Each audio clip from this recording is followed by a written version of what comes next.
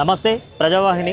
ఈరోజు గన్పర్ దగ్గర బీసీ సంఘ నాయకులు ఉన్నారు, వాళ్ళతోటి మాట్లాడే ప్రయత్నం చేద్దాం. అన్న నమస్తే. అన్న ఏంటి అసలు గన్పర్ దగ్గర మీ ప్రధానమైన డిమాండ్ ఏంటి? అసలు ఈరోజు బీజేపీ ప్రధాని నరేంద్ర మోడీ వస్తుంది, ఈరోజు ఏంది అసలు ప్రధానమైన డిమాండ్ ఏంది, ఏం చెప్పాలనుకుంటున్నారు? డిమాండ్ బీజేపీ వాళ్ళు ఇచ్చినటువంటి హామీని, బీజేపీ వాళ్ళు ఇచ్చిన హామీ ఏంటంటే దేశవ్యాప్త జనగణనలో కులాలను లెక్కిస్తాం, ప్రతి నెత్తిని లెక్కిస్తాం, ప్రతి వ్యక్తిని లెక్కిస్తామని చెప్పారు, ప్రతి పిల్లవాడిని కూడా లెక్కిస్తామని చెప్పారు.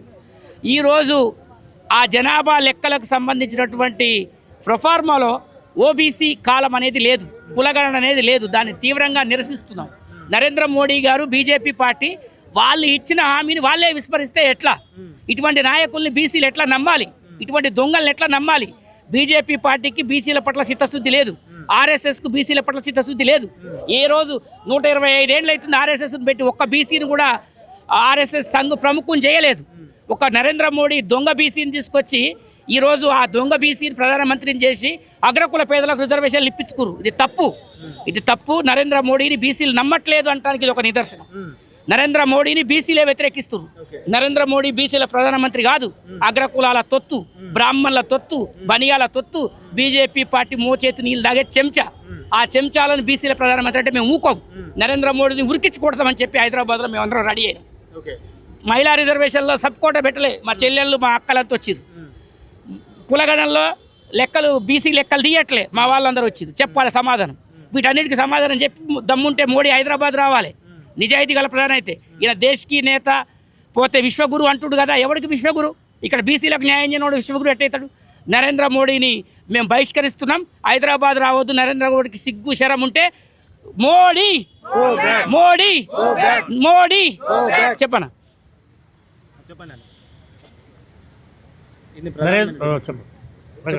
నరేంద్ర మోడీ గారు బీసీలని మోసం చేయడంలో ఇప్పటి వరకు భారత ప్రధానమంత్రికి ఎన్నిక అందరికంటే కూడా ఆయన ఒక అడుగు ముందున్నాడు.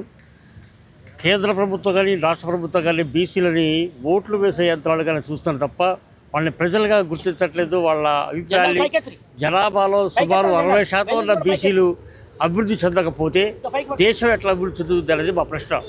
ఇప్పటికీ భారతదేశంలో 3500 కులాలు ఉంటే 3400 కులాలైతే వరకు పార్లమెంట్ గడప దొక్కలేదు. స్వాతంత్రం వచ్చి సుమారు 8 దశాబ్దాలుగా వస్తుంది.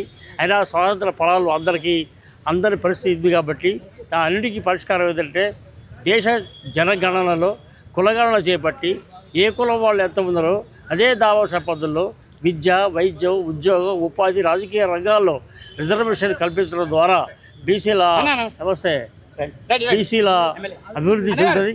బీసీల అభివృద్ధి చెందితే దేశ అభివృద్ధి చెందుతుంది మాకున్న అభిప్రాయం. అందువల్ల మేము ప్రధానంగా ఏమిటంటే ఎన్నికల సందర్భంలో ఏవైతే ఇచ్చారో రాష్ట్ర ముఖ్యమంత్రి కానివ్వండి, కేంద్రంలో ఉన్న ప్రధానమంత్రి కానివ్వండి, మంత్రులు కానివ్వండి, ఎవరైనా సరే అధికారంలో ఉన్న పాలకపక్ష వాళ్ళు బీసీలకు ఇచ్చిన హామీలను అమలు చేయండి. మేము కొత్తగా ఏమీ గొంతెమ్మ కోరికలు కోరట్లేదు. ఎన్నికల సందర్భంలో మీ మేనిఫెస్టోలో ఏవైతే ప్రకటించారో వాటిని మాత్రమే అమలు చేయకూడదు తప్ప మేమేమీ అడగట్లేదు. మనకి ఖచ్చితంగా జనగణన చేస్తాము, కులగణన చేస్తామని ఎన్నికల నాడు మోడీ గారు చెప్తారు. పైగా మన్మోహన్ సింగ్ ప్రధానమంత్రి ఉన్న సమయంలో కులగణన చేయాలని చెప్పి నానా యాగి చేసిండు ఆయన. తీరా ఆయన అధికారంకి వచ్చిన తర్వాత కులగణన చేయకుండా ఏకాభిప్రాయ సాధన పేరుతోటి కాలాయపన చేస్తూ బీసీలని మోసానికి, అన్యాయానికి గురి చేస్తున్న దుర్మార్గమైన ప్రధానమంత్రి మేకవన్న పులిలాగా నిలువెంతా విషయం నింపుకొని దేశమంతా మేమే గెలుస్తామని చెప్పి ఒక భ్రమంలో ఉండు 1000 జన్మలెత్తినా తెలంగాణలో బీజేపీ పార్టీ అధికారంలో రాదు. ఇది మాకున్న స్పష్ట అభిప్రాయం. ఇదే కాదు, మా బీసీలు కూడా చైతన్యం కావాలి. మా ఓటు మేమే వేసుకునే స్థితికి వచ్చిన నాడు వాళ్ళంతా మా మాట వింటారు.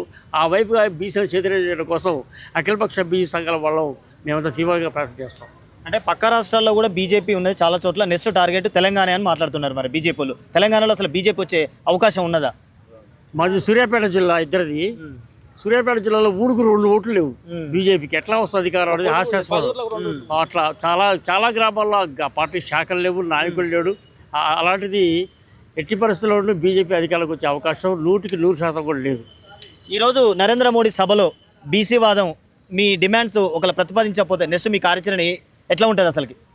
మేము ఈ బీసీ జనగణనని కులగణన చేపట్టాలని నినాదాన్ని క్షేత్రస్థాయిలో తీసుకెళ్ళి ప్రజలను చైతన్యం చేసి ఖచ్చితంగా ప్రభుత్వం మెడలు ఉంచి మేము ఈ కులగణాన్ని సాధిస్తామనే విశ్వాసం ఉంది.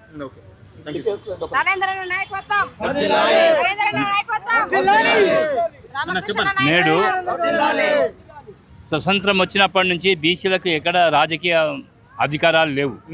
కేవలము బీసీలు అని చెప్తున్నారు. నరేంద్ర మోడీ కూడా ఒక బీసీఏ, కానీ ఆయన పేరుకు మాత్రమే బీసీ.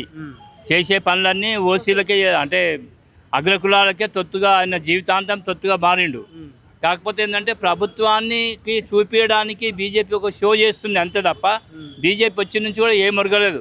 ఒక కాశ్మీర్ ఇష్యూ సాల్వ్ చేసినామంటే అపోజిషన్ లేదు కాబట్టి సాల్వ్ అయిపోతుంది ఆటోమేటిక్గా. అందులో ఎవరు చెవుల పువ్వు పెట్టవలసిన పని లేదు. ఇది ఒకటే వాళ్ళు వచ్చినాక 370 చేసిర్రు. ఇక దాన్ని చెప్పుకొని అంతా వెలిగిపోతుంది, దేశం వెలిగిపోతుంది. బీసీలకే దిక్కు లేదు. మెజారిటీ ఆఫ్ ద హిందువులు అంటే బీసీఏ.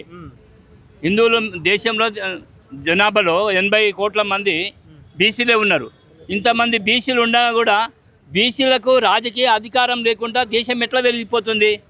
ప్రతి ఒక్కరు నాయకుడు ఆలోచించవలసింది ఇది. మరి ఈ ఆలోచన లేని నాయకత్వం ఎందుకు కావాలి? ఎవరి కోసం కావాలి ఈ నాయకత్వం? ఇట్లా గుడ్డిగా పరిపాలిస్తున్నారు.